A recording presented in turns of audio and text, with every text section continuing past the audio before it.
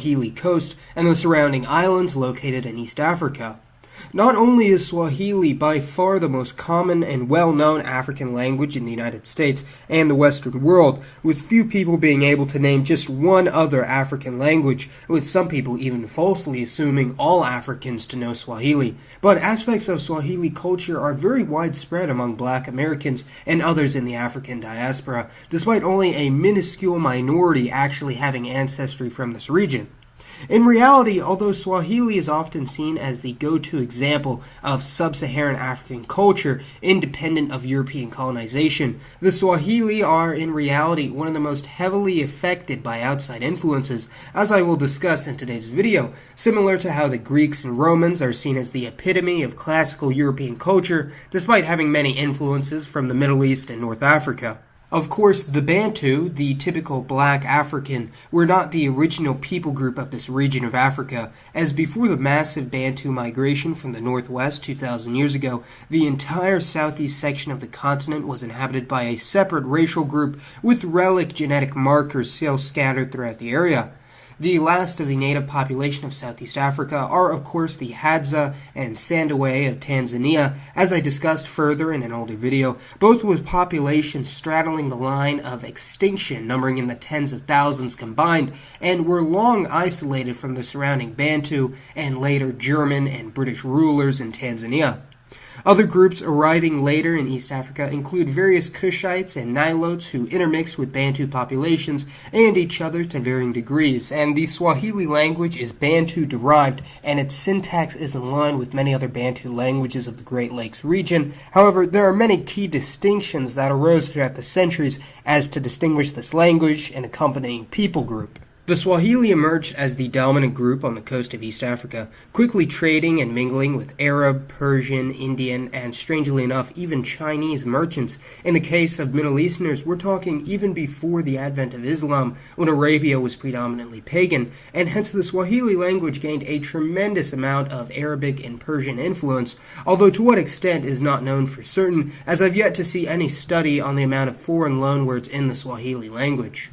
Later on, Arab heritage became more pronounced on the Swahili coast, especially on the Zanzibar archipelago, also known as Zanzibar, Pemba, and Mafia Islands, as the Islamic religion became near universal among this group, who heavily identified with the Middle East rather than the surrounding sub-Saharan Africans. In addition to this hybrid population, who early on had more Persian influence, calling themselves the Shirazi, there was also a moderate ethnic Arab minority on the coast and islands, Zanzibar especially, who originated from Oman, the Persian Gulf, and Yemen, and more or less became the dominant minority, facilitating the bulk of commerce and trade in the region, its largest export, slaves. The Arabs, of course, also heavily Islamized a huge chunk of the Horn, especially coastal regions, with Somalia being the most Islamic country in the entire world, about 99.9% of the population professing Islam, and the small community of less than 1,000 Christians in the country are mostly the mixed descendants of Italian soldiers from the colonial era, or from the non-Swahili Bantu minority of former slave origin. In Somalia, Arabic is only spoken by a small minority, with the ethnic Arab population being even smaller, so it is quite curious as to why Somalia is included in the Arab League, and why many American publications refer to Somalis as Arab. However, a very large amount of Somali vocabulary is made up of Arabic loanwords, and Arabic culture is quite widespread throughout the ethnic Somali population. Interestingly, Comoros is also a member of the Arab League, despite the majority of its population not being of ethnic Arab descent nor speaking the Arabic language. The Comoros are a fascinating island chain located in between mainland Africa and Madagascar, which, as many are aware, is a combination of ancestry from Southeast African Bantus, Southeast Asian Austronesians, and many other groups around the Indian Ocean. And the Comorians also have significant ancestry from Southeast Asians, although it's debated whether the Austronesians or Bantu were the first to arrive on the islands. Comorians are today very distinct from any of the surrounding people groups, speaking a Swahili dialect that is somewhat mutually intelligible with that spoken on the mainland, and judging by genetic studies, they have a larger amount of gene flow from the Middle East than those on the mainland as well, being around 72% African in origin compared to over 80% on the mainland of Africa, and on Madagascar, estimates do range considerably, with highlanders having more Austronesian and coastal groups having more Bantu admixture on average. There have yet to be any comprehensive studies such as this on the Zanzibar archipelago, and seeing how very few Zanzibari Swahili-speaking inhabitants have any visible admixture whatsoever, the percentage of Persian, Arab, or otherwise non-Bantu DNA in the average populace is likely no more than 30%, and possibly far less. But again, the evidence does show strong support for the claims of distant ancestry from the Persian Gulf region, especially through the haplogroup distribution, with around 40 to 50% of paternal haplogroups being of Southwest Eurasian origin. And this is why, as many of you might remember, on my ethno-racial map of the world in 2018 and 2017, I decided to have the Swahili population separate from other Bantu Africans, because not only do they have significant genetic and linguistic differences with major input from Asia, but including the cultural and religious distinctions, the Swahili seem decidedly disparate from other Bantu populations.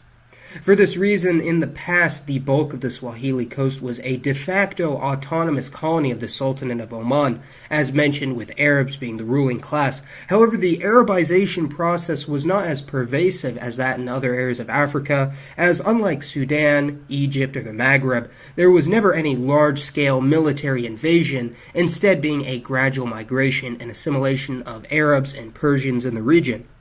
Portuguese, and to a lesser extent other European explorers, reached the Swahili coast after the 15th century, and there were isolated cases of Portuguese merchants intermarrying into the Swahili population, as was quite common for early settlers in overseas Portuguese territories, but the Arabs managed to fight off the Portuguese and reclaim the islands. Resentment had been building among the Swahili or Shirazi population, the upper-class population of ethnic Arab rulers, and a smaller community of South Asian merchants for some time, and a Ugandan migrant of Nilotic origin, John Okello, was the leader of a coup in 1964, dubbed the Zanzibar Revolution. The bulk of the Arab and Indian population of Zanzibar was expelled, with thousands massacred upon Zanzibari expulsion of the ruling Arab Sultanate, although Okello gave the explicit instruction not to harm any Europeans on the island, not wanting to sour relations with the British. Thus, the Sultanate of Zanzibar was rebranded as the People's Republic of Zanzibar for about 3 months before being voluntarily merged with the much larger Republic of Tanganyika to form the United Republic of Tanzania in 1964, with Tanzania clearly being a portmanteau of the two republics. John Okello was later deported back to Uganda, and tensions in Zanzibar simmered down soon after incorporation into Tanzania, and many of the exiled Zanzibaris returned, although never truly returning to the same pre-revolution levels. Today, Zanzibar is essentially the heart of the Swahili coast, with Swahili becoming the lingua franca of much of Tanzania, Kenya, and other East African states, and Swahili is even taught all over Africa today, and by many in the diaspora. Although the actual ethnic Swahili population, if there even is such a thing, is quite small, numbering only a few million, they have had an inordinate impact on the rest of Africa, and even the Western world, although, to answer your question, no, Swahili doesn't have any click sounds in it, a trait pretty much exclusive to Khoisan languages.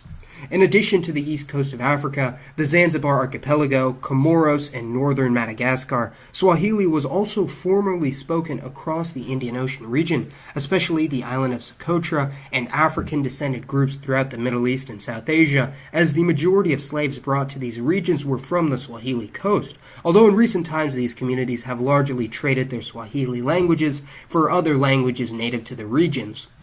Now, I say there is no such thing as the Swahili ethnicity because Swahili speakers are spread out across a huge amount of land and really have no centralized culture, as mentioned with Swahili speakers in Somalia, known as the Bravanese, having a large amount of Horn African, Middle Eastern, South Asian, and even trace amounts of European admixture, Comorians, as mentioned, having a large amount of Southeast Asian and Middle Eastern admixture, and Swahili speakers of the mainland of Kenya, Tanzania, and Mozambique are much closer to other Bantu Africans in both culture and appearance.